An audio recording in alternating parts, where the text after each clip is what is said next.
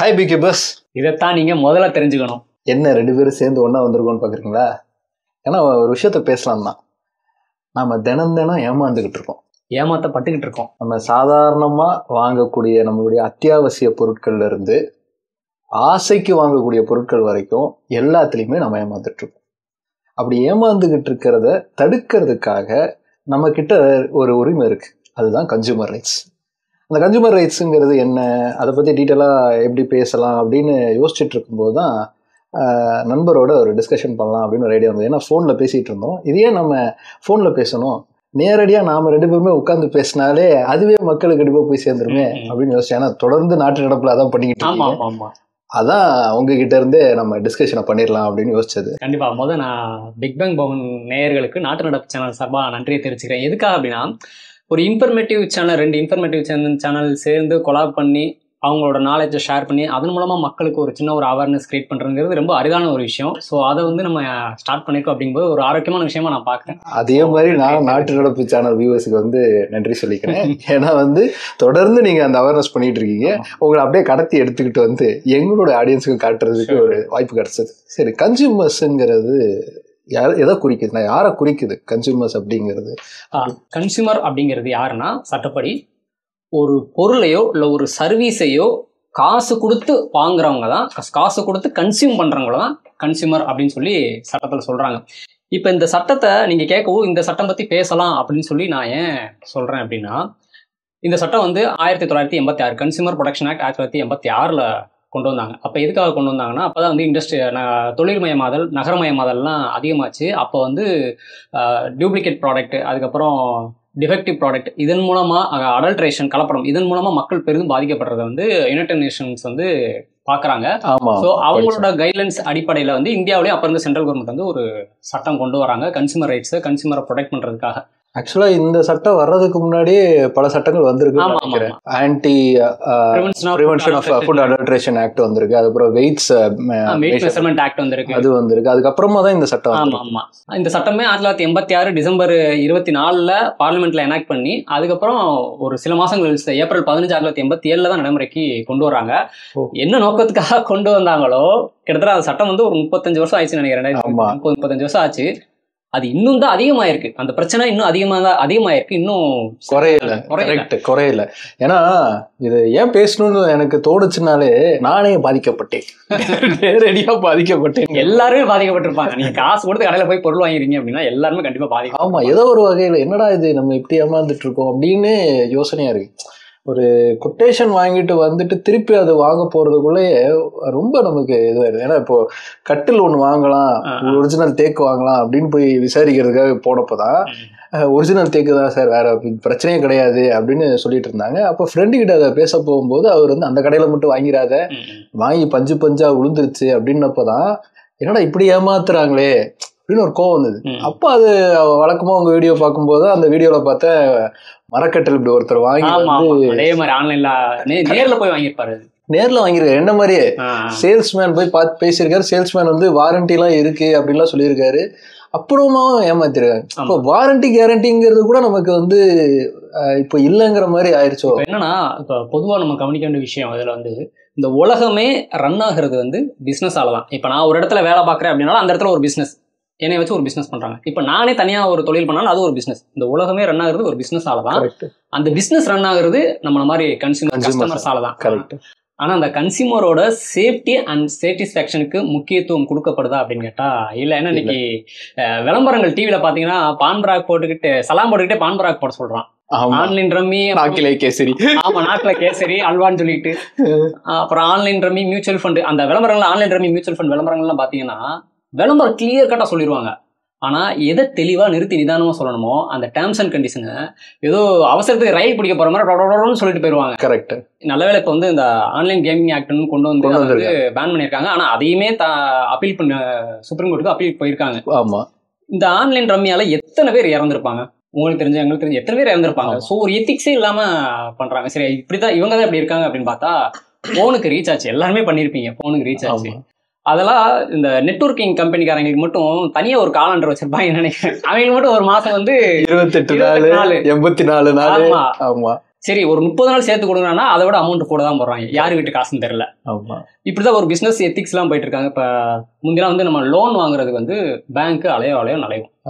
இப்ப ஈஸியா loan app வந்துருச்சு. அந்த லோன் ஆப்ல அவசரத்துல ஒரு தேவைக்கு ஒரு லோன் வாங்குறோம் அப்படின்னா அதை கட்டுனாலும் சரியா கட்டலைன்னாலும் நம்மள சூசைட் பண்ற நிலைமைக்கு தள்ளிடுறாங்க. அந்த அளவுக்கு வட்டி மேல வட்டி டார்ச்சர் பண்ணி இப்ப நிறைய பிசினஸ் இருக்கு. இப்ப நம்ம இப்ப தீபாவளியே வருது, ஊருக்கு போவோம், ஆம்னி பஸ் வருஷம் ஒவ்வொரு தடவையும் கவர்மெண்ட் வந்து பிடிக்கிறாங்க. ஆம்னி பஸ் டிக்கெட் அதிகமாக வைக்கிறவங்களை வந்து பிடிச்சி ஃபைன் போடுறத ஒரு கணக்கு காட்டுறாங்க. ஆனால் ஆம்னி பஸ் டிக்கெட் எவ்வளோ வைக்கணும், எந்தெந்த ஊருக்கு எவ்வளோ டிக்கெட் வைக்கணும் இன்னும் கவர்மெண்ட் கைட்லைன்ஸே கிடையாது, கொடுக்கல.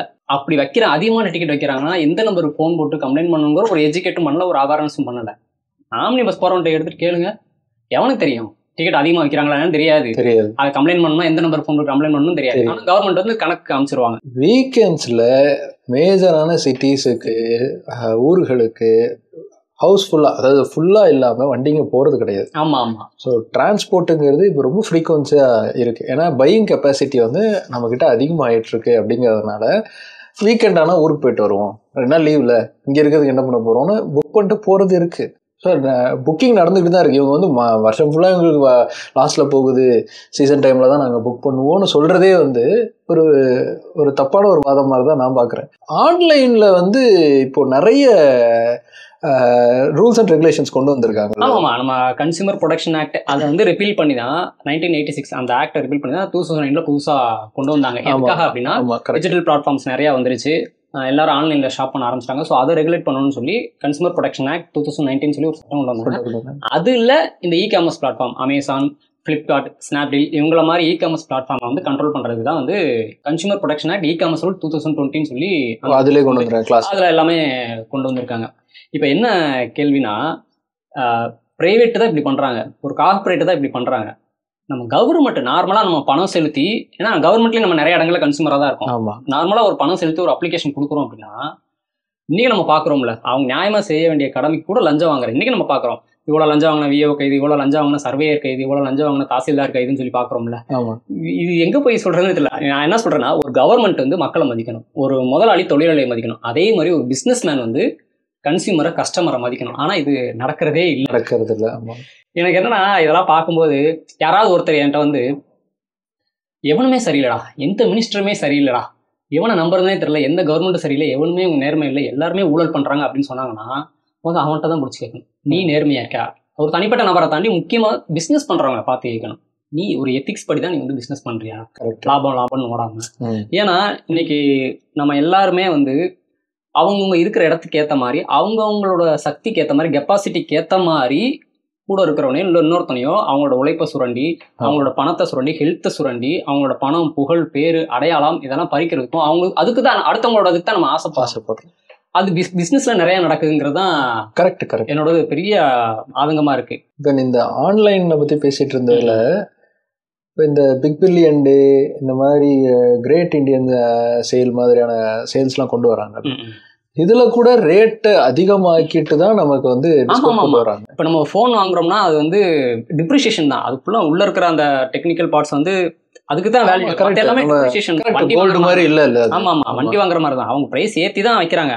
ஆனா அந்த காமர்ஸ் ரூல்ஸ் என்ன சொல்றாங்கன்னா, அந்த பிரைஸ் கம்பேரிசன் நம்ம பார்க்கணும். இதுக்கு முன்னாடி எப்படி இருந்துச்சு, இப்போ எப்படி குறைஞ்சிருக்கு, இதுக்கப்புறம் வந்து ப்ரைஸ் ஏறுமா ஏறாதா, மற்ற செல்லர்ஸோட ப்ராடக்ட் இந்த மாதிரிலாம் கம்பேர் பண்ணி அந்த மக்களுக்கு வந்து பர்ச்சேஸ் பண்றதுக்கு முன்னாடியே தெரியப்படுத்துறதுக்கு அந்த ஆப்ஷன் வந்து வச்சிருக்கணும். பட் எத்தனை ரூல்ஸ் படியே இருக்காது. ஆமா, எத்தனை பிளாட்ஃபார்ம்ல அப்படி வச்சிருக்காங்க, இல்லையே ஆப்ஷன் ஏற்படுத்திருக்காங்க. நீங்களே சொல்லிட்டு இன்ஜினியரிங் ஃபேக்ட்ஸ் அவர் ஒரு எக்ஸ்டென்ஷன் ஒன்று ஆட் பண்ணி அதை வச்சாதான், அந்த எக்ஸ்டென்ஷன் கூகுள் குரோம்ல ஆட் பண்ணா மட்டும் தான் நம்ம அதெல்லாம் அந்த விஷயம். ஆமா, நீங்க சொன்னதுக்கு அப்புறம் தான் நானும் செக் பண்ணேன், இன்ஜினியரிங் ஃபேக்ட்ஸ் அதை பேசியிருக்காரு. ஆமா, பட் எக்ஸ்ட்ரா ஒரு எக்ஸ்டென்ஷன் போடணுங்கிறது தான் அதுல இருக்கே தவிர, நீங்க சொல்ற மாதிரி பை ரூல்லயே வந்து கன்சியூமர் ரைட்ஸ்.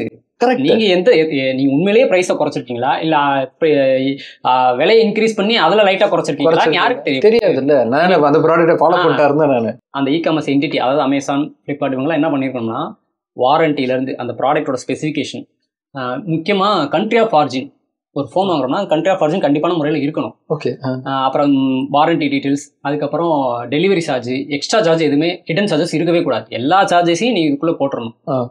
எல்லா டீட்டெயில்ஸும் டிஸ்ப்ளே பண்ணி வைக்கணும் அந்த இ-காமர்ஸ் ரூல்ஸ் படி. ஃபர்ஸ்ட் கிரை நம்ம பேபி ப்ராடக்ட்லாம் வைக்கிறாங்களா ஃபர்ஸ்ட் கிரை, அவங்களுக்கு வந்து CCPA central consumer protection authority அவங்க வந்து 2 லட்ச ரூபா சிசிபிஏன்னு சொன்ன உடனே அது சொல்லிட்டோம் 2 லட்ச ரூபா பெனால்டி போட்டிருக்காங்க பிரைஸ் ஹிடன் சார்ஜஸ் போட்டதுனால. பரவாயில்லையே. ஆனா ரீசன்ட்டா மெயின் ரீசன் வந்து இந்த ஹிடன் சார்ஜஸ் இருந்திருக்குங்கிறது தான். ஆனா நமக்கு இது மாதிரி தெரியல ஹிடன் சார்ஜஸ் நமக்கு போடுறாங்க அப்படின்னு. ஹிடன் சார்ஜஸ்னா நமக்கு வருது சாப்பிடுற சாப்பாடு நம்ம போட ஆர்டருக்கு எவ்வளவு ஹிடன் சார்ஜஸ். ஸ்விக்கி சொமேட்டோல ஆர்டர் போடுறோம், டிப்ஸுக்கு காசு தரணும்னா தாங்கன்னு கேக்குறாங்க. ஆனா டிப்ஸ் உண்மையிலே அவங்களுக்கு போய் சேரது இல்லை. நம்ம அந்த நண்பர்கள் வராங்கல்ல டெலிவரி பண்றாங்க, பார்ட்னர்ஸ் கிட்ட நம்ம பேசணும்னா இதுல 1 பைசா எங்களுக்கு வராதுங்க, நீங்க டிப்ஸ்ன்னு போடுறீங்க எங்களுக்கு அது வராதுன்னு தான் சொல்றாங்க. அதே மாதிரி ஃபுட்டோட ரேட் இன்க்ரீஸ் பண்ணி அதுல டிஸ்பிளே பண்றாங்க.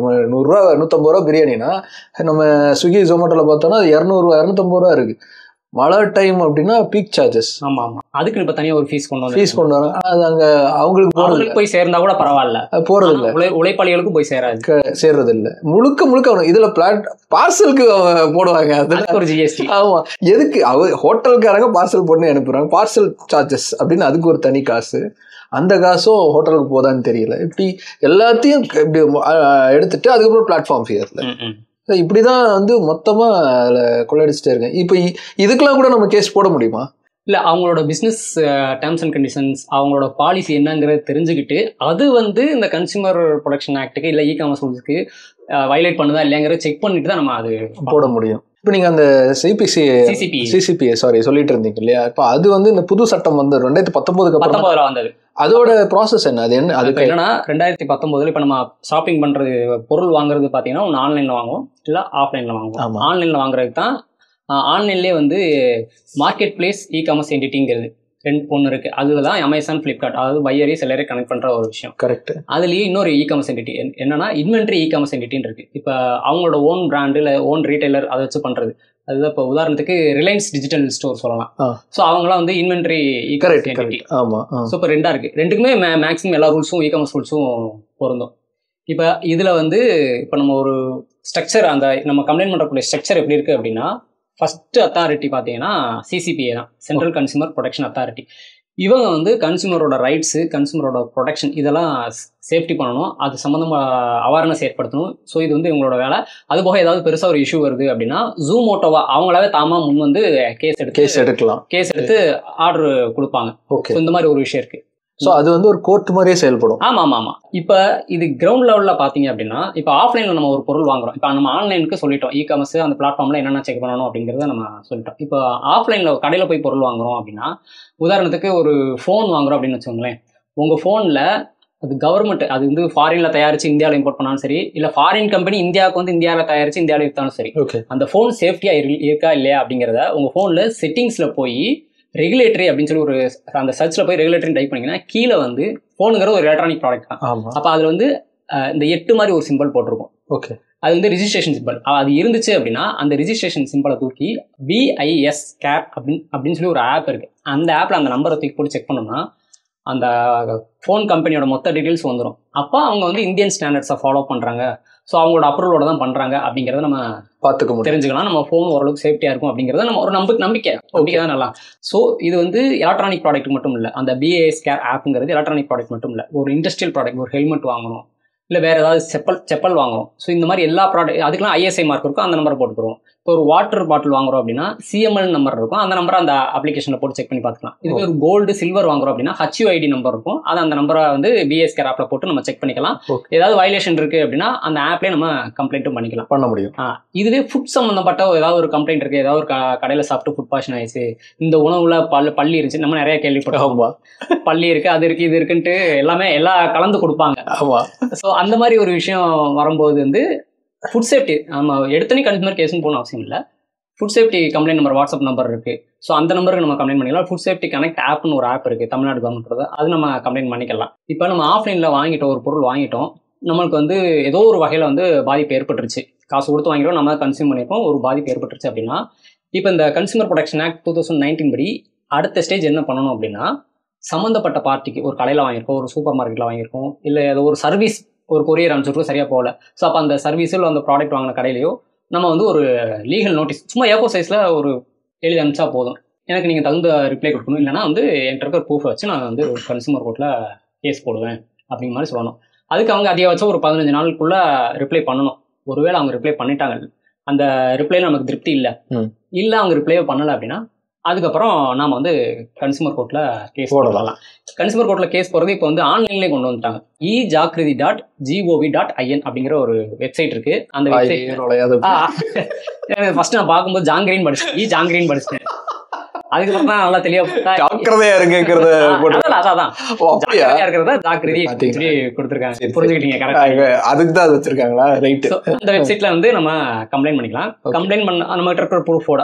அப்புறம் கம்ப்ளைண்ட் பண்ணாலுமே நம்ம வந்து நேரில் பிசிக்கலா வந்து டாக்குமெண்ட் வந்து கொடுக்க சொல்லி சொல்லுவாங்க. இப்போ இதுலயே வந்து 3 கேட்டகரி இருக்கு. District level, state level, national level. District லெவலில் ஒரு கமிஷன் இருக்கும், ஸ்டேட் லெவலில் ஒரு கமிஷன் இருக்கும், நேஷனல் லெவலில் ஒரு கமிஷன். இல்ல சிசிபிங்கிற தனி அத்தாரிட்டி. அவங்களுக்கு கீழே அவங்களுக்கு முன்னாடியே கிரவுண்ட் லெவலில் அந்த 3 கேட்டகரி இருக்கும். அதாவது மாவட்ட நுகர்வோர் குறைதீர் ஆணையம், மாநில நுகர்வோர் குறைதீர் ஆணையம், தெரியும், தேசிய நுகர்வோர் குறைதீர் ஆணையம். 3 ஹைரார்கி இருக்கு. இப்போ இது எது எங்க போய் கேஸ் போடுறதுன்னு நமக்கு தெரியாது. அதுக்கு தான் ஒரு வச்சிருக்காங்க. இப்போ நான் வாங்கின ஒரு ப்ராடக்டால நான் வந்து பாதிக்கப்பட்டிருக்கேன் அப்படின்னா அந்த ப்ராடக்டோட வேல்யூ, அந்த சர்வீஸோட வேல்யூ 1 கோடிக்குள்ள இருந்துச்சு அப்படின்னா நம்ம வந்து டிஸ்ட்ரிக்ட் கமிஷனுக்கு நம்ம போய் ஆன்லைன்லேயே பண்ணிக்கணும், அப்புறம் நேர்லேயே போய் பண்ணணும். 1 கோடியிலேருந்து 10 கோடி இருந்துச்சு அப்படின்னா நம்ம வந்து ஸ்டேட் லெவல் போகணும். 10 கோடிக்கு மேலே இருக்குது, அந்த வேல்யூ 10 கோடிக்கு மேலே இருக்குது அப்படின்னா நம்ம வந்து நேஷனல் லெவலில் அப்பீல் பண்ணிக்கணும். இப்போ இதில் நமக்கு எந்தெந்த கேட்டகரிஸ்லாம் நம்ம ஏமாந்து போகிறோம்? இப்போ நம்ம அதிகமாக வந்து ஏமாந்து போகக்கூடிய துறைகள்னு நிறைய இருக்குல்ல. இப்போ நம்ம அன்றாடமாக பயன்படுத்தக்கூடிய பொருள், ஃபுட் அண்ட் பெவரேஜஸ் இருக்குது, சூப்பர் மார்க்கெட் போய் வாங்குறதுலாம் கூட நம்ம ஏமாந்து போகிற விஷயங்கள்லாம் இருக்குது. அது மாதிரி எதுலலாம் ஏமாந்து போகிறோம்? உங்களுக்கு நீங்கள் தொடர்ந்து இந்த மாதிரியான மனிதர்களோட பார்த்துருக்கீங்க, அது மாதிரி எதுலலாம் ஏமாந்து போன அனுபவங்கள் கொண்ட மனிதர்களை சந்திச்சிங்க? பொதுவாக சொல்லணும்னா மக்களுக்கு வந்து இதை பற்றின நாலேஜ் வந்து கம்மியாக இருக்குன்னு நினச்சிட்டு எல்லா விஷயத்துலையும் ஏமாத்துறாங்க, பாரபட்சம் பார்க்காம. அதில் வந்து குறிப்பாக சொல்லணும் அப்படின்னா எலக்ட்ரானிக் ப்ராடக்ட்ஸில், அதுக்கப்புறம் வீட்டுக்கு தேவையான ஹோம் அப்ளைன்சஸில். ஏன்னா அதில் தான் நிறைய வாரண்டியான விஷயங்கள்லாம் வரும். வாரண்டிலேயே இப்போ ஒரு பொருள் வாங்கும்போது நம்ம தான் கேட்கணும், இல்லை அவங்க சொல்லணும். அவங்க கேட்கணும்னு நம்ம கேட்டு கேள்வி கேட்கணும், காசு கொடுக்குறோம்ல, நம்ம காசு தானே. அப்போ இது என்ன வாரண்டி, இதுக்கெல்லாம் வாரண்டி கவர் ஆகும். திடீர்னு இது ஏதோ நாய் போச்சு நம்ம கொண்டு போய் காட்டுறோம்னா இதுலலாம் வாரண்டி கவர் ஆகாது. நீங்கள் வாஷிங் மிஷின் ரீசெண்டாக வாங்கினேன், இப்போ அதில் வந்து மோட்டாருக்கு இத்தனை வருஷம் வாரண்டி, இதுக்கான பெல்ட்டுக்கெலாம் அது வராது, பெல்ட்டு போயிடும், மோட்டாருக்கும் இதுக்கெலாம் வராது அப்படிங்கிற மாதிரி தான் அந்த வாரண்டிலே கேட்டகரைஸ் பண்ணியிருக்காங்க. ஆனால் போர்டு வந்து 6 இயர்ஸ் வாரண்டி அப்படிங்கிறது மட்டும் பெருசாக இருக்குது. வாரண்டியோட டீட்டெயில்ஸை நம்ம எல்லாமே கவர் ஆயிருமான்னு நம்ம கேட்டால் தான் அது சொல்கிறாங்க இதுன்னு. ஆக்சுவலி இந்த மாதிரி விஷயங்கள்லாம் வந்து அதாவது இப்போ நம்ம சோஷியல் யூடியூபரே நிறையா சொல்லுவாங்க, தம்ப்நெயில் ஒன்று உள்ள ஒன்று அப்படின்பாங்கல்ல. ஸோ அது வந்து ஒரு மிஸ்லீடிங் அட்வர்டைஸ்மெண்ட் மாதிரி. இப்போ அவங்க அப்படி தான் பண்ணுறாங்க. வெளியில் ஒன்று, இப்போ நூடுல்ஸ்லாம் பார்த்தீங்கன்னா 2 நிமிஷத்தில் ரெடி ஆயிருப்பாங்க, ஆனால் 2 நிமிஷம் அந்த மாதிரி கேஸும் நடந்திருக்கு. இப்போ ரீசெண்டாக எங்களுக்கு என்ன ஒரு அனுபவம் இருந்துச்சுன்னா, ஆஃபீஸ் வந்து புதுசாக சேஞ்ச் பண்ணோம், ஏர்டெல் நெட்டு போட்டோம். ஏர்டெல் நெட்டு போடுறதுக்கு முன்னாடி அவங்கள்ட்ட கேட்டோம், எப்படிதான் எப்பயுமே ஒரு சர்வீஸை கொடுக்குறதுக்கு முன்னாடி நல்லா அல்வாவாக பேசுவாங்களே, சர்க்கரையாக பேசுவாங்களே, உங்களுக்கு அன்லிமிட்டடுங்க அப்படின்ட்டாங்க. போட்டாச்சு, 10 நாளில் நெட்டு முடிஞ்சிருச்சு. ஐயோ, என்னன்னா அன்லிமிட்டட்னு சொன்னீங்க, 10 நாள் நெட்டு முடிஞ்சுன்னு கஸ்டமர் கேர் ஃபோன் போட்டா, இல்லை சார் அன்லிமிட்டட் தான், ஆனால் 3333 GB தான் அலௌடு. அன்லிமிட்டட்ங்கிறீங்க, அப்புறம் எதுக்கு இவ்வளோ அலௌடுங்கிறீங்க? இது எங்கே சொன்னீங்க? எங்களுக்கு வர்ற அந்த மாட்டி விடுவாங்கல்ல, அவங்களும் எதுவுமே சொல்லலை, கஸ்டமர்ஸ் யாரும் எதுவுமே சொல்லலை. இப்போ நீங்கள் இப்படி சொல்கிறீங்களே அப்படிங்கும்போது, இல்லை எங்களோட ஃபேர் யூசேஜ் பாலிசியில் போய் பார்த்தீங்கன்னா தெரியும் அப்படின்னு. இப்போ அதையும் எடுத்து பார்த்தா எங்கேயுமே சொல்லலை. இந்த 2 விஷயத்துல தான் பெரும்பாலும் மக்கள் பாதிக்கப்படுறாங்க. மிஸ்லீடிங் அட்வர்டைஸ்மெண்ட், இன்னொன்று அன்ஃபேர் ட்ரேட் ப்ராக்டிஸ்.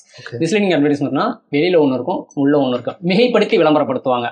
இப்போ எங்கள் ஹேர் ஆயில் வாங்கி போட்டிங்கன்னா 30 நாளில் முடி வளரும் அப்படிங்கிற மாதிரி நிறையா மிகைப்படுத்தி விளம்பரப்படுத்தாங்க. இப்போ ரீசெண்டாக பதஞ்சலி கேஸ் நீங்கள் கேள்விப்பட்டிருப்பீங்க. கொரோனா டைமில் வந்து கொரோனில் அப்படிங்கிற ஒரு மருந்தை கண்டுபிடிச்சி இதை சாப்பிட்டீங்கன்னா 69%, அது என்ன கணக்குன்னு தெரியல, அது என்ன 69% கொரோனா சரியாயிருந்து. அதுக்கப்புறம் சுப்ரீம் கோர்ட்டுக்கு போய் சுப்ரீம் கோர்ட் வந்து முதலாட ஆன் பண்ணி நீங்கள் நியூஸ் பேப்பரில் வந்து மன்னிப்பு கேட்கணும் கொட்டத்தில் அப்படின்னு சொல்லி அவங்க இத்தனோடு சின்னதாக மன்னிப்பு கேட்டாங்க. நீங்கள் விளம்பரம் மட்டும் பெருசாக போட்டிங்கல்ல, அப்போ மன்னிப்பும் பெருசாக அப்படின்னு சொல்லி அப்புறம் செகண்ட் டைம் சொல்லி அப்புறம் அவங்க வந்து கொட்டத்தில் மன்னிப்பு கேட்டாங்க. ஸோ இதெல்லாம் வந்து மிஸ்லீடிங். அன்ஃபேர் ட்ரேட் ப்ராக்டிஸ்க்கு வந்து எக்ஸாம்பிள் பார்த்தீங்கன்னா, இப்போ நம்ம ஒரு ஷாப்பிங் மால் போகிறோம், இல்லை தேட்டர் போகிறோம், அங்கே பார்க்கிங் வைக்கிறோம் அப்படின்னா அந்த பார்க்கிங் டோக்கன்லாம் வாங்குவோம். அந்த குறிப்பிட்ட நேரத்துக்கு அந்த அவங்களோட எஸ்டாப்ளிஷ்மெண்ட் அந்த இடத்துல வந்து ப்ரிமிசிஸில் வந்து நம்மளோட ப்ராப்பர்ட்டி அவங்கள்ட்ட ஒப்படைச்சிட்டு இருக்கும். So transfer of property act படி அந்த குறிப்பிட்ட நேரத்துக்கு நம்மளோட ப்ராப்பர்ட்டிக்கு அவங்க தான் பொறுப்பு என்ன ஆனாலும். ஆனா அந்த டோக்கன்ல பின்னாடி என்ன போட்டிருப்பாங்கன்னா பார்க்கிங் அட் ஓனர் ரிஸ்க். இது போடவே கூடாது. ஸோ சட்டப்படியே அவங்க போடக்கூடாது. ஆனா பெருசா யாரும் கண்டுக்கிறது இல்லை. டிக்கெட்ல மட்டுமா போடுறாங்க, அங்கங்க போர்டு வேற வச்சிருக்காங்க, உங்களுடைய இதுல நீங்க நிறுத்திக்கோங்கன்னு தான் போடுறாங்க. ஸோ அது வந்து முறையற்ற நடத்தணும். ஸோ இந்த மிஸ்லீடிங் அட்வர்டைஸ்மெண்ட் அண்ட் அன்ஃபேர் இந்த 2 விஷயத்தால தான் மக்கள் அதிகமாக பாதிக்கப்படுறாங்க. இந்த 2 விஷயத்துல இருந்து மக்களை பாதுகாக்கணும் தான் 1986 ஒரு சட்டம் கொண்டு வந்தாங்க. 2019 அதை ரிப்பீல் பண்ணி புதுசாக ஒரு சட்டம் கொண்டு வந்திருக்காங்க. பட் இன்னுமே கன்சூமர்ஸ் வந்து அதிகமாக பாதிக்கப்பட்டிருக்காங்க. ஏன்னா 2024 மட்டும் 2.5 லட்சம் கன்சூமர் கேஸ் வந்து பதிவாயிருக்கு. இப்போ நீங்கள் சொன்னதுலேயே வந்து இப்போ நீங்கள் இந்த பார்க்கிங் லாட் சொன்னீங்க இல்லையா, அதே மாதிரி நமக்கு தெரியாத பல விஷயங்கள் இருக்குது. இதெல்லாம் நமக்கு இப்போ ஆட்டோமொபைல் இண்டஸ்ட்ரியில் நமக்கான ரைட்ஸ் அப்படின்னே நமக்கு தெரியாமல் இருக்குது. இதெல்லாம் நம்ம கேட்கணும், இது எனக்கான உரிமை, நீ அப்படி தடுக்கலாம். இப்போ ஃபார் எக்ஸாம்பிள் நீங்கள் வந்து பைக் வாங்குறீங்கன்னு வச்சுக்கோங்க, ஃபுட் ரெஸ்ட் வைக்கிறதுக்கு எக்ஸ்ட்ரா காசு, அக்சசரிஸ்ன்னு நம்ம கிட்ட காசு வாங்குறாங்க. நான் ஃபுட் ரெஸ்ட்ல ஃபுட் வைக்காம எப்படி வண்டி ஓட்டுறேன், பின்னாடி இருக்கிறவங்க எப்படி கால் வைக்காம இருப்பாங்க தெரியாது. ஆனா நீ ஃபுட் ரெஸ்ட்டுக்கு நீ அக்சசரி போட்டுதான் ஆகணும். அதுவுமே அது வந்து மற்ற இதில் நம்ம வெளியில கடையில் போய் கேட்டோம்னா அந்த எம்ஆர்பியோட இங்கே அதிகமாக இருக்கும். கரெக்ட். அதோட எம்ஆர்பி அதிகம். காருக்கும் அதே தான். கார்லயும் மேண்டேட்ரியா கம்பல்சரியா இருக்க வேண்டிய அக்சசரிஸ்ன்னு ஒரு சிலது இருக்கும். அது எல்லாத்துக்குமே எக்ஸ்ட்ரா சார்ஜஸ். நீங்க மட் ஃபிளாப்புக்கு கூட நீங்க காசு கட்டணும். மட் ஃபிளாப்புங்கிறது மேண்டேட்ரி, அதில் நீங்க போட்டுதான் எனக்கு தரணும். நான் வண்டி ஓட்டும் போது பின்னாடி வரவனுக்கு சேர் அடிக்காம இருக்கணும், என் வண்டியும் சேஃபா இருக்கணும், அதுக்கு நீ போட்டுதான் ஆகணும். கிடையாது. இது வந்து நம்ம சொன்னோம்னா வந்து ஒட்டுமொத்தமா அவங்க வந்து கார்பரேட்டே எதிர்க்கிறாங்க. கார்பரேட்டே இல்லாம இங்க இயங்க முடியாது, நீங்க கூட ஒரு கார்பரேட் தான், யூடியூப் ஒரு கார்பரேட் தான், ஸோ நீங்க கார்பரேட்ல வேலை பார்த்துட்டு கார்பரேட் எது. ஸோ இந்த மாதிரி வந்து பேச்சுகள் நடக்குது. ஆனா உண்மையிலேயே ஒவ்வொருத்தரும் நீங்க பாதிக்கப்பட்ட மாதிரி நான் பாதிக்கப்பட்ட மாதிரி ஒவ்வொருத்தருமே இந்த கார்பரேட் கம்பெனியால அவங்களோட அன்ஃபேர் ட்ரேட் ப்ராக்டிஸ் இல்ல மிஸ்லீடிங் அட்வர்டைஸ்மெண்ட் எல்லாம் பாதிக்கப்பட்டுக்கிட்டு இருக்கோம் அப்படிங்கிறது தான் நிதர்சனமான உண்மை. கரெக்ட். இப்போ இது நம்ம ஒரு விஷயம் நமக்கு நம்ம பாதிப்பை சந்திக்கிறோம் அப்படின்னா நம்ம முதல்ல செய்ய வேண்டியது எனக்கு இன்னொரு கேள்வி இருக்கு. இப்போ நம்ம எல்லாத்தையும் கேஸ் போட்டு எப்படியே அலைய முடியும்? நமக்கு தேவையில்லாத போனாலே வருஷ கணக்காகும். இப்ப நம்ம கன்சூமர் ரைட்ஸை பத்தி பேசணும்னு எனக்கு தோணுனப்போ உங்ககிட்ட டிஸ்கஸ் பண்ணப்போ எனக்கு அதான் தோணுச்சு, எத்தனத்துக்கு தான் கேஸை போடுறது? நம்ம என்ன கேஸை போட்டு உட்காந்துட்டே இருக்கிறதுக்கு டிராபிக் ராமசாமி மாதிரியா உட்காந்துட்டு இருக்க முடியும்? உட்கார முடியாது. நம்ம அதை மறந்து போறது, அதை மீறதுக்கு மெயின் காரணமே இது ரொம்ப காம்ப்ளெக்ஸா இருக்கு, கேஸ் போட்டு நகர முடியாது அப்படின்றது. உண்மையிலே அப்படிதான் இருக்கு. இல்ல உண்மையில அப்படி கிடையாது. நானுமே உங்களுக்கு எனக்கு ஒரே வேவலன்னு நினைக்கிறேன். நானுமே இந்த கன்சூமர் ரைட்ஸ் பத்தி இந்த ஆக்டை பத்தி படிக்கிறதுக்கு முன்னாடி நானுமே அப்படிதான் நினைச்சேன். சிவில் கேஸ் மாதிரி இது வருஷம் கணக்கா இருக்கும்பா அப்படிங்கிற மாதிரி நினைச்சேன். ஆனால் அப்படி கிடையாது. ரொம்ப ரொம்ப யூசர் ஃப்ரெண்ட்லி ஒரு கேஸு, அதே மாதிரி சீக்கிரமா முடியக்கூடிய ஒரு கேஸ் வந்து கன்சூமர் கேஸ் தான். அப்படியா? முக்கியமா அட்வொகேட் இல்லாமே நம்மளே பார்ட்டி இன் பர்சனா நமக்கு நம்மளே வாதாடிக்கலாம். அப்படியா? ஆமா, படத்துல ஒரு கூட பேசலாம். நம்ம வந்து நம்ம மீடியாவுக்கு சேனலுக்கு வந்த புதுசில் 2021 நினைக்கிறேன். அப்போ வந்து சென்னையில் டிஎன்பிசி ஆஃபீஸ் பக்கத்தில் தான் district redressal commission, consumer redressal commission இருக்கு. ஓகே, போய் எனக்கு வந்து ரெட் பஸ்ஸில் டிக்கெட் புக் பண்ணப்போ அது ஒரு கன்சூமர் இஷ்யூ ஆச்சு, டெஃபிஷியன்சி ஆச்சு. ஓகே, அப்போ இது சம்மந்தமாக நான் கேஸ் போடலான்னு எனக்கு அப்போ பெருசாக நாலேஜ் கிடையாது. நேராகவே போய் கேட்டேன். அப்போ அவங்க வந்து நமக்கு தெரியலனாலுமே அவங்க வந்து கைட் பண்ணுறாங்க. ஓ இந்த மாதிரி நிறையா அஃபெக்ட் ஆகுறாங்கப்பா, உண்மையிலேயே நீங்கள் வந்து முன்மாதிரியாக இருக்கும்னு நினச்சிங்கன்னா கேஸ் நீங்கள் ப்ரொசீட் பண்ணுங்கள், நாங்கள் உங்களுக்கு என்னென்ன பண்ணணும், என்னென்ன டாக்குமெண்ட் வேணும், எப்படி கொண்டு போகணும்னு நாங்கள் ப்ரொசீட் பண்ணுறோம். ஸோ உண்மையிலேயே இந்த விஷயத்தில் வந்து அந்த கன்சூமர் ஃபோரமில் இருக்கிறவங்க வந்து சப்போர்ட் பண்ணுறாங்க. தெரியலனாலும் ஓகே, ஒரு வேலை இல்லைங்க எனக்கு அந்த அளவுக்கு நாலேஜ் இல்லை, பொறுமையும் இல்லை, எனக்கு வேலை இருக்குது, அதையும் பார்க்கணும் அப்படின்னா நம்ம அட்வொகேட்டும் தாராளமாக வச்சுக்கலாம். பெருசாக கன்சூமர் கேஸுக்கு பெருசாக செலவுலாம் ஆகாது, அதனால நம்ம அட்வொகேட் வச்சுக்கலாம். இப்போ இதுக்கு வந்து இப்போ ஏதாவது சிவில் கேஸ்னா இல்லை கிரிமினல் கேஸ்னா நேரில் போய் நிற்கணும், ஆஜராகணும், கோர்ட்டுக்கு அடிக்கடி கூப்பிடுவாங்க, பொழப்பு போயிடும், அப்படிலாம் கிடையாது. கன்சூமர் கேஸுக்கு ஃபஸ்ட்டு 1 டைம் போய் நீங்கள் ஃபிசிக்கலாக உங்களோட அப்பியர் ஆகி நீங்கள் டாக்குமெண்ட், ஒரிஜினல் டாக்குமெண்ட் கொடுக்கும்போது மட்டும்தான் நேரில் போகணும். அதுவுமே வந்து முடிஞ்ச வரைக்கும் வக்கீல் பார்த்துப்பாங்க, நம்ம வக்காலத்து சைன் பண்ணி கொடுத்தா மட்டும் போதும். சரி, ரொம்ப எக்ஸப்ஷனல் கேஸில் மட்டும்தான் கோர்ட் வந்து அந்த விக்டிமை கூப்பிடுங்க, கம்ப்ளைண்ட்டை கூப்பிடுங்க அப்படின்னு சொல்லி கேட்பாங்க. ஸோ இதில் வந்து நம்ம வந்து நம்மளே கூட வாதாடிக்கலாம், இல்லை நமக்கு வந்து முடியல அப்படின்னா அட்வொகேட்டை வச்சுக்கலாம். ரொம்ப ஃபீஸ் ரொம்பலாம் வராது, நம்ம நேரில் அடிக்கடி போகணும்னு அவசியமே இல்லை. இல்லை இது ரொம்ப வருஷமா இருக்கும் அப்படிங்கிற பயமும் வேணாம். அதிகபட்சம் கன்சூமர் கேஸ் எல்லாமே 1 வருஷத்துக்குள்ள முடிஞ்சிடும். நம்ம சேனல்ல மெய்ப்பொருள் நிகழ்ச்சியில் கன்சூமர் அவேர்னஸ் கொடுத்துட்டு இருக்கோம். கன்சூமர் கேஸ் வின் பண்ண அட்வொகேட்ஸ் பப்ளிக் கூட வந்திருக்காங்க. அவங்க எல்லாருமே அதிகபட்சம் 1 வருஷத்துக்குள்ள வின் பண்ண கேஸ் தான், கேஸ் போட்டு 1 வருஷத்துக்குள்ள வின் பண்ணி தான் அவங்க வந்திருக்காங்க. அதில் ஒரு சின்ன சிக்கல் என்னன்னா, இப்போ ஒரு பெரிய பெரிய கார்பரேட் கம்பெனிலாம் வந்து இந்த மாதிரி சின்ன சின்ன கேஸுக்குலாம் அவங்களாம் இதில் சின்ன சின்ன கேஸ் அவங்களாம் வரமாட்டாங்க. அப்போ வந்து ஆப்போசிட் பார்ட்டி அந்த கம்பெனிக்காரங்க அவங்க வரல அப்படின்னா எக்ஸ் பார்ட்டி ஆயிரும். அப்போ கம்ப்ளைண்ட்டுக்கு சாதகமாக தீர்ப்பு கொடுத்துருவாங்க, இவ்வளோ இழப்பீடு நீங்கள் இந்த கம்பெனி இந்த பாதிக்கப்பட்டவர் கொடுக்கணும் அப்படின்னு சொல்லி. அதை வந்து அவங்க வந்து ஒரு மாசத்துலயே 2 மாசத்துலயே அந்த தீர்ப்புலேயே சொல்லிடுவாங்க கொடுக்கணும். அப்படி கொடுக்கலன்னா 9% வட்டியோட அந்த கம்பெனி கொடுக்கணும். அப்படி அவங்க கொடுக்கலன்னா அந்த கம்ப்ளைண்ட் இருப்பாங்களா பாதிக்கப்பட்டவங்க, அவங்க வந்து இபி பெட்டிஷன் போடணும், அது எக்ஸிக்யூஷன் பெட்டிஷன் போடணும். ஓகே, நீங்க இப்படி ஒரு உத்தரவு போட்டீங்க, அவர் பண்ணல, ஸோ அந்த உத்தரவை நிறைவேற்ற சொல்லி ஒரு பெட்டிஷன் கோர்ட்ல போடணும். அந்த உத்தரவுக்கும் அந்த கேஸுக்கும் ஆகக்கூடிய செலவை நாம தான் பாக்குற மாதிரி இருக்கும். ஸோ அந்த ஒரு நடைமுறை சிக்கல் இருக்கு. இதுலயுமே வந்து அந்த உத்தரவை வந்து அந்த ஆப்போசிட் பார்ட்டி வந்து இணங்கி போகல, அதை நிறைவேற்றல அப்படின்னா அவங்களுக்குமே வந்து 3 வருஷம் ஜெயிலு 25,000 ரூபாய் ஃபைன்லாம் சொல்லியிருக்காங்க. அதெல்லாம் அவங்களுக்கு எந்த மூளைக்கு. ஸோ இந்த ஒரு நடைமுறை சிக்கல் மட்டும் இருக்கு. இதை சரி பண்ணாங்கன்னா இன்னும் நல்லா இருக்கும். கன்சூமர் ரைட்ஸுக்கான விஷயங்கள் வந்து இன்னும் குறைவாக தான் இருக்கு. லூப் ஹோல்ஸ் அதிகமாக. இப்போ யூரோப்பியன் யூனியன்ஸ்ல வந்து அவ்வளோ ஸ்ட்ரிக்டான லாஸ் வந்து ஃபாலோ பண்ணுறாங்க. ஒரு ப்ராடக்ட் வந்து உற்பத்தி பண்ணுறாங்க அப்படின்னா அதோட லேபிளிங்கில் அவ்வளோ இன்டெப்த்தான டீட்டெயிலிங் இருக்கணும். ஒரு சாக்லேட் தயாரிக்கிறாங்கன்னா கூட சாக்லேட்டில் என்னென்ன சேர்த்துருக்கோம், எவ்வளோ இன்க்ரீடியன்ஸ் சேர்த்துருக்கோம், எத்தனை நாளைக்கு இது இருக்குது, எல்லா டீட்டெயில் மைன்யூட்டாக அதில் இருக்குது. இதில் எல்லாமே நம்ம ப்ராடக்ட் எடுத்து பார்த்தீங்கன்னா மேலோட்டமாக ஒரு 4 ப்ராடக்ட் இருக்கும், அப்புறம் 2-3 கெமிக்கல்ஸ் பேர் இருக்கும். அதுவும் தெரியாத இடத்துல எங்கேயோ வச்சுருப்பாங்க, தேடி பார்க்கும் இருக்காது. இது மாதிரியான ரீசெண்டா சொன்னாங்க ஒவ்வொரு ஹெல்த் ப்ராடக்ட்டுமே நியூட்ரிஷன் ப்ராடக்ட்ஸுமே அவங்களோட நியூட்ரிஷன் டீடைல்ஸ் என்ன, அதாவது சால்ட் எவ்வளோ இருக்கணும், எவ்வளோ இருக்கு, சுகர் எவ்வளோ இருக்கு, இப்படி மொத்த டீடைல்ஸ் தெளிவாக கொடுத்துருக்கணும் அப்படின்னு சொல்லி சுப்ரீம் கோர்ட் ரீசெண்டாக ஒரு ஆர்டர் போட்டிருந்தாங்க. இப்போ என் கையில் ஏதாவது ஒரு பவர் இருக்கு, நான் இந்த விஷயத்துல ஏதாவது மாற்றணும் அப்படின்னு நான் நினைச்சேன் அப்படின்னா கஸ்டமர் சப்போர்ட்டுங்கிறது ரொம்ப ரொம்ப முக்கியங்க. எல்லா ப்ராடக்ட்லையும் இப்போ நிறைய சில ப்ராடக்ட்லாம் அவங்களோட கஸ்டமர் சப்போர்ட் நம்பர் இருக்கு, ஆனால் பெரும்பாலான ப்ராடக்ட்ல இல்லை. ஸோ ஒரு பிஸ்னஸ் பண்ணுறாங்க, ஒரு ப்ராடக்ட் விற்கிறாங்க, இல்லை ஒரு சர்வீஸ் பண்ணுறாங்க அப்படின்னா அதில் வந்து அவங்களோட கஸ்டமர் கேர் நம்பர் கண்டிப்பான முறையில் தெரியப்படுத்தியிருக்கணும். அது தமிழில் இருக்கா இல்லையாங்கிறதையும் தெரியப்படுத்தியிருக்கணும் அந்த மொழியில். ஆமாம், ஒரு சிலதெல்லாம் இப்போ 1915 national and consumer helpline number இருக்கு, அது ஃபோன் போட்டோம்னா அவ்வளோ சீக்கிரம் கனெக்ட் ஆகாது. தமிழில் இருக்கு, ஆனால் அவ்வளோ சீக்கிரம் கனெக்ட் ஆகாது. அப்புறம் கன்சியூமர் ஹெல்ப்லைன் இருந்து என்ன பிரயோஜனம்? அதனால ஒவ்வொரு பிஸ்னஸ் பண்ணுறவங்க ப்ராடக்டோ இல்லை சர்வீஸோ அவங்களுக்கு அவங்க கஸ்டமர் அவங்க மதிக்கணும். கஸ்டமர் சப்போர்ட்டுக்கு அவங்களோட ஃபோன் நம்பர், அந்த ஃபோன் நம்பரை தெளிவாக போடணும், அது அவைலபிளாக இருக்கணும், தமிழ்லேயும் இருக்கணும். ஸோ இந்த மாதிரி ஒரு விஷயங்கள் வந்து கண்டிப்பான முறையில் ஃபாலோ பண்ணணும்னு என் கையில் ஒரு பவர் இருந்துச்சு, நான் பண்ணணும்னு நான் நினச்சிக்கிட்டு இருக்கேன். தினசரி பார்க்கக்கூடிய விஷயங்களே இவ்வளோ இருக்குது.